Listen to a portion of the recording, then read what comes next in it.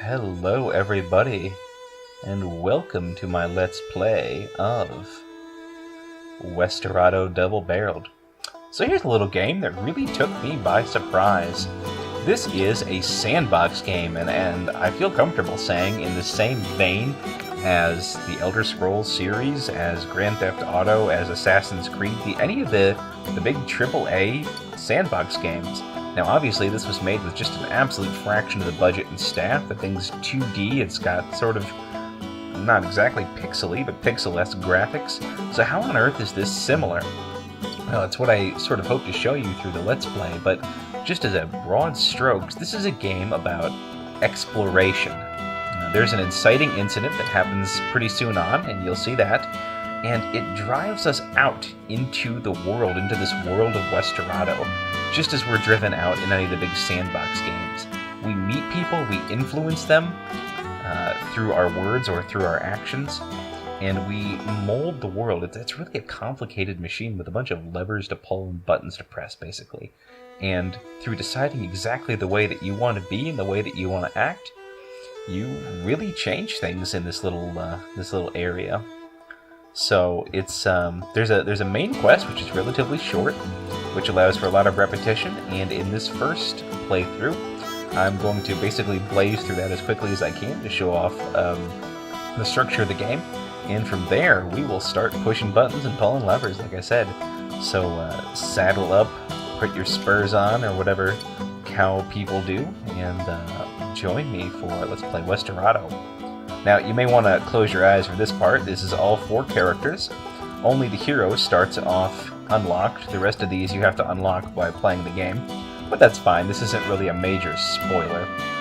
So we're going to play as the hero, because that's the only one that lets you do the tutorial, which is the intro section. That's a great tutorial. And so it also introduces the story, so buckle up and let's go. Now, one of the things about Westerado is there's a fairly simplistic interface, and it's WASD to walk. You hold shift, you run. E interacts with things, although there's not that much to interact with. Alright. You talk to people again with E. I think that painting up there is supposed to be some kind of reference. Check out that creepy guy in the mirror there. That's kind of interesting. So we're buffalo herders. And through conversations with people, you can affect them one way or the other. This being the tutorial, we are kind of railroaded into helping our brother, so we might as well do it willingly. That little guitar riff, I think, meant we got money. And there was no way around this. She would tell us to help him out if we said no, and we wouldn't get the little extra bonus there. You can press E to keep going with conversations, or you can just leave at any time by running away. I don't think that usually matters. Look at the graphic style. Isn't this just fun? Like, the music is pretty good. You can wander around and explore. The environment reacts to you pretty well. Watch the chickens running away from you there. Anytime you talk to somebody, you get that little animation frame in there. Ah, what's up, Mom? Let's see. So we have our sister on the ranch. So we don't know where our dad is. Presumably he's off doing something western. We're gonna be a good son. It may be a little dull, but we're close to our family. Yeah, alright. I got one further question. And so we have a brother and a sister who's been away. Now again, you might have seen that you can eventually select them as characters in the menu, but don't let that distract you. The story is kind of asynchronous, and so just because we can select them as characters doesn't mean anything in particular. Anyway, she's off to the big city. Alright, Bro has finished shooting all the barrels off here. He's apparently the gunman of the family. Morning.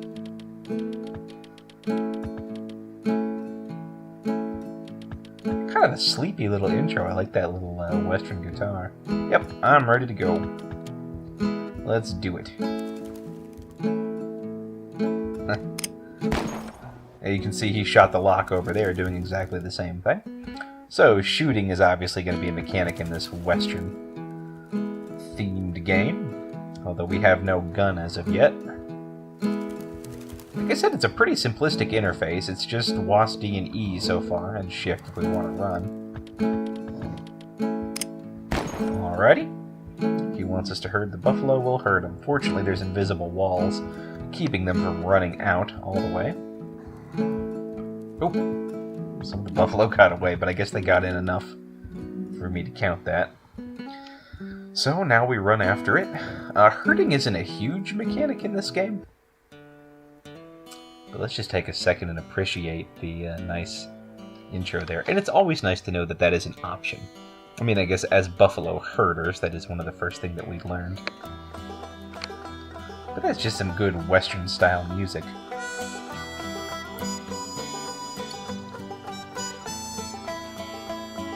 I guess we're probably in, like, Utah or Nevada or something like that.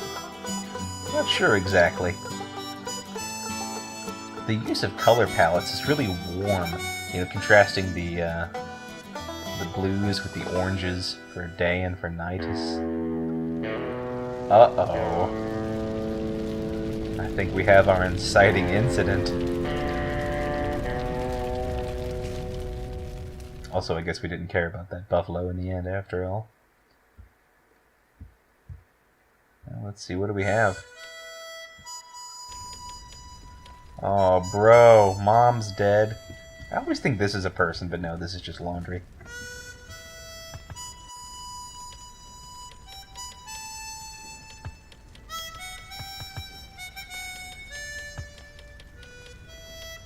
That'll make more sense later. About his hat. Also about the bandit. Welp, it is vengeance time. Note that text can go slow if people are being more dramatic, like here.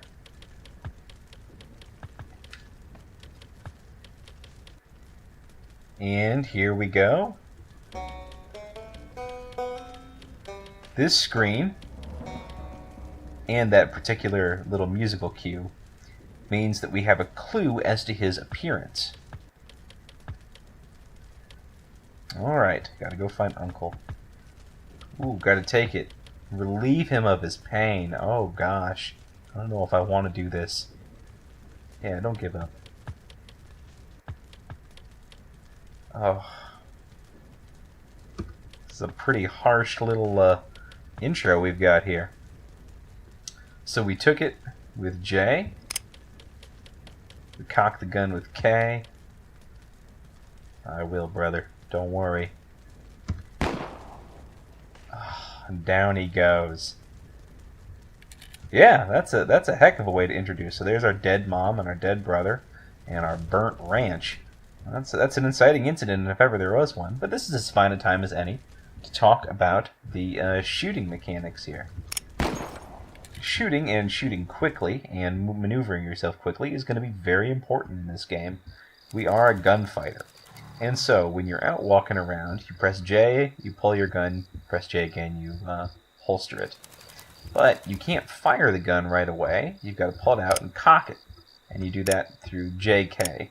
And you can do that very quickly, and you'll need to do it very quickly as the game goes. And then JKK fires. You press R to reload, and you only get 6 shots. Now you see I have 3 hats up there. Hats are a lot of things in this game. Hats are a metaphor for sex sometimes, for whatever reason. Hats are also health. There's sort of an old Western trope of somebody gets their hat shot off in a gunfight. Well, hats basically act as armor. I've got 1 hat on and 2 backup hats, so if I get shot, my hat flies off, and I take out another one and put it on. Once I've lost 3 hats, I'm hatless, and if I get shot again, then I die. That you can continue your game unless you're in Iron Man mode, at which case you're just gone forever.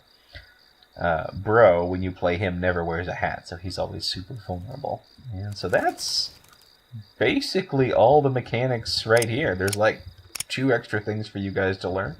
There's no bullets to buy. You have infinite bullets all the time. But if you run out, like I'm about to here, you can't fire until you reload. And you don't have to reload all at once, so that's just kind of fun. Alright, you press P, you can see the map. You can see we've got a lot of area to cover here. But unfortunately, it's still dark out. Now, one of the neat things about this game is the freedom that it gives you. That tutorial there kind of railroaded you because you didn't really have your gun yet. But, hello, Uncle. If I really wanted to, I could kill Uncle right now. We're not going to do that because this is the first game. I'm trying to do things simply. But let's go tell him what's happened.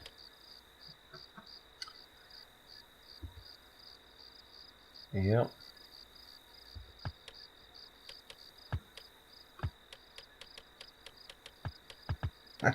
Figures. And notice we have our little western drawl going on there. You can never really see anybody's face. They're all hidden below the hats there. So yeah, we have our inciting incident, and as I've mentioned before, we got a single clue about what he looks like. And he's got an edged hat, and that means there's a few kind of hat types that he definitely can't have, and he definitely has a hat. But you can see we don't really know what he looks like, and so as we get more clues, that will fill in, and we'll find out exactly who the murderer is, and then we'll be able to recognize him. Also, all of the controls are listed right there. So that's all for now. Let's get down for a night's sleep. All this would obviously go much, much faster if I wasn't worrying about slowing down and showing everything off. Alright, Uncle's got more to tell me. Yes. Thank you. Right. And this is the standard mechanic we're all familiar with. Uncle gives you a journal. Great. Can do.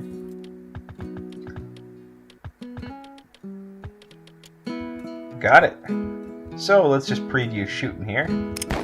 Just like that. Easy as you please. You can walk around with your gun drawn, although people in town get nervous if they see you with that out. We could, if we wanted to, head back towards the ranch, although there's nothing there.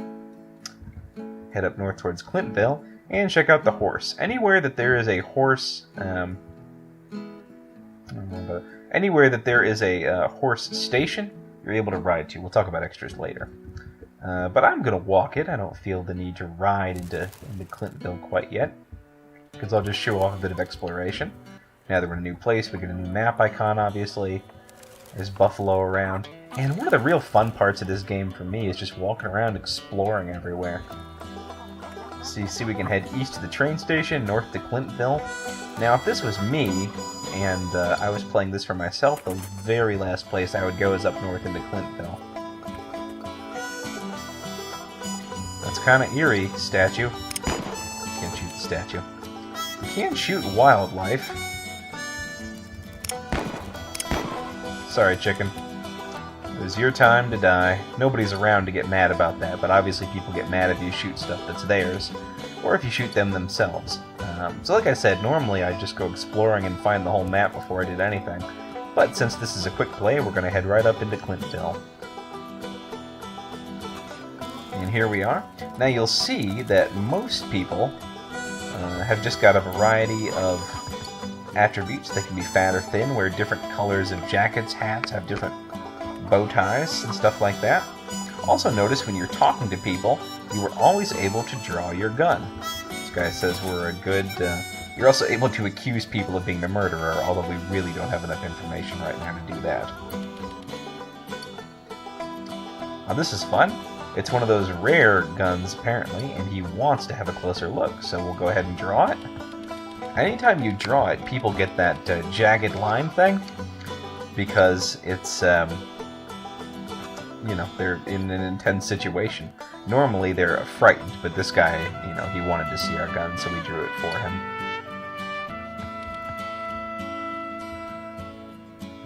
And we're allowed to be open or closed to people as we wish. Well, thanks, Clintvillian. Yeah, it's nice to have strong family ties. Notice East Clintwood, founder of Clintonville. Very funny. We got our wanted posters up here. So these two are both in Santa Ana. they're not always dead or alive. Sometimes it's dead or deader, and then you have to kill them. Sometimes it's just alive, and then you have to bring them back alive, but that's neither here nor there. Now here we have our first actual character. Most other people are like Clintonvillians, which means, you know, standard NPC. What do you need, concerned wife? Will be helpful. Well, since I need to talk to the bartender anyway, that sounds fine. I'll go get him. Actually, what about the sheriff? Can't he do that? Sheriff's lazy. A common Western trope. Yeah, I'll go get him myself.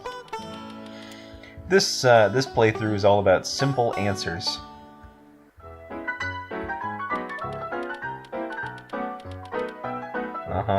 He seems like a real winner.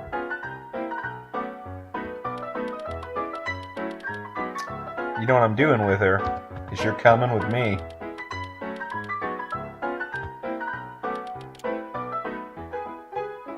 So here's another, really just about the final mechanic, is sometimes people won't be convinced just by talking, and you gotta draw your gun.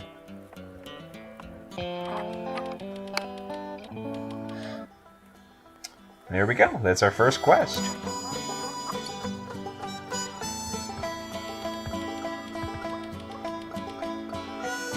I agree, concerned wife. And see, now because we did that quest, we get our own little personal escort. I happen to know the sheriff's up here. They're dead around the forest. I'll take the first wanted poster that's around here, probably.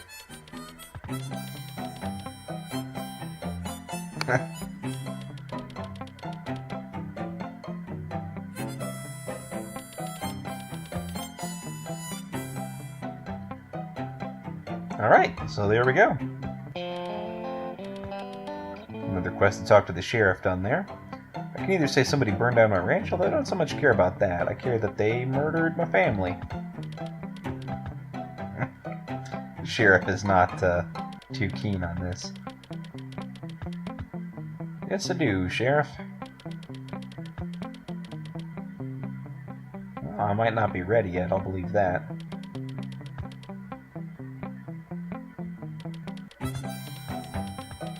And see, here's the thing. Most everybody actually knows who we're dealing with, but they're all terrified of the guy.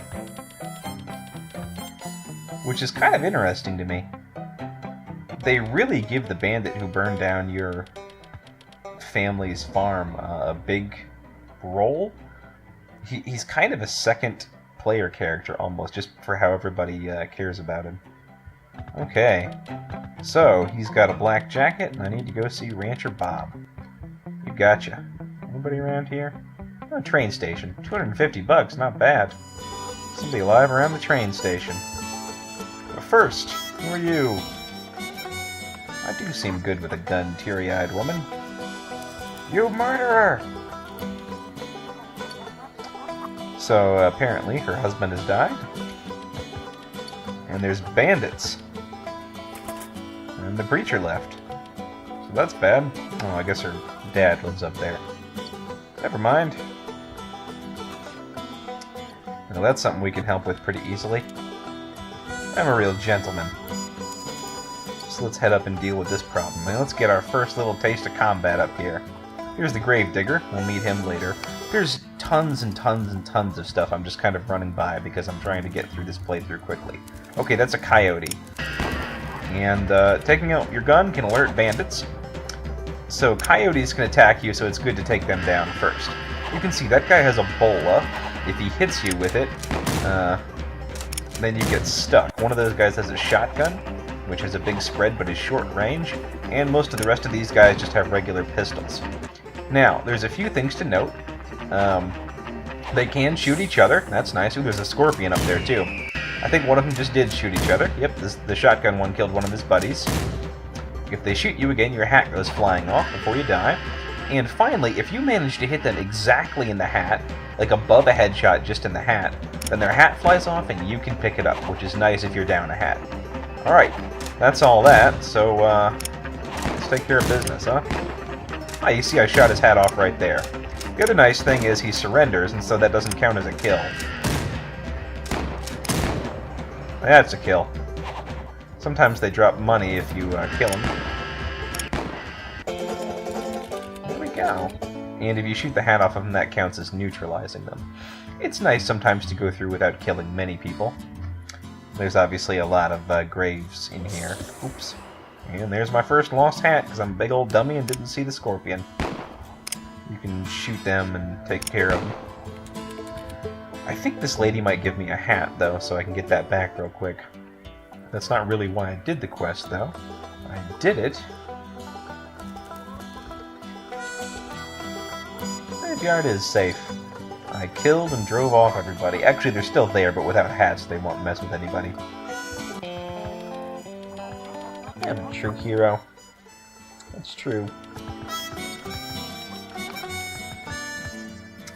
Oh ho.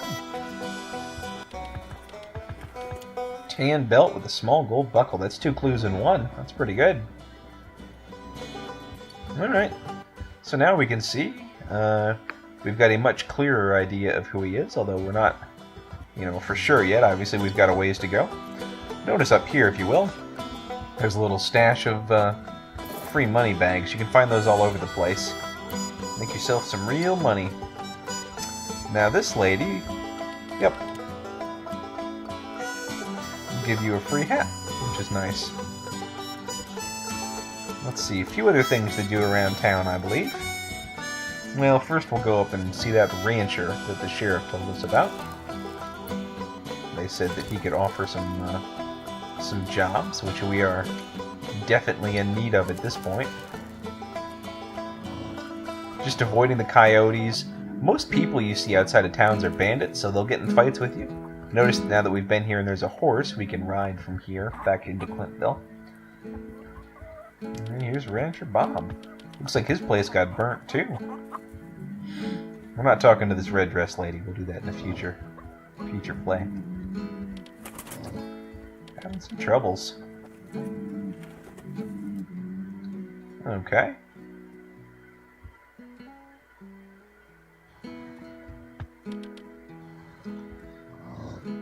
Well, I think we might have the same problem here, Rancher Bob. Hey, that's a common thing you hear.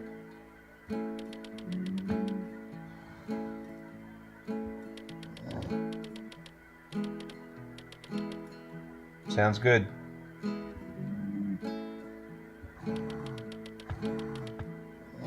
Alright.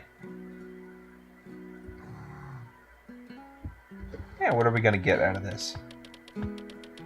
So, there we go. Let's go right away. We're going to drive the buffalo to the fort, and like you said, the more buffalo that are alive, the better. And the Beefhead Bulls, which are a bandit gang, are out to kill all the buffalo. Now, I really don't like these ones because if we shoot the rancher too many times, I think he gets spooked and runs off. And besides these guys being deadly, the rancher's liable to get in your way or even shoot you half the time. So, alright, he's fine. He's just gonna run away. That's fine. I'm almost better off without him. Hopefully he'll still give me the money when I show up. Hey! So that was our first horse battle.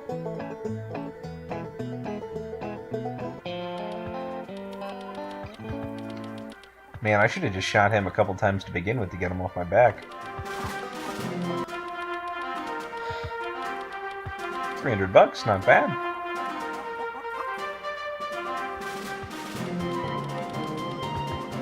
Figures, Rancher Bob.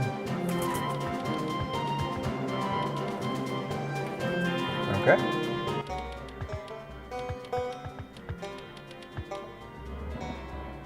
Well, there we go. Gray slacks and white shirt and tie.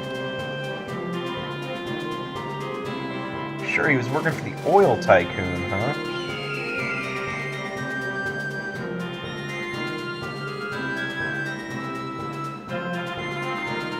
That's sounding worse and worse.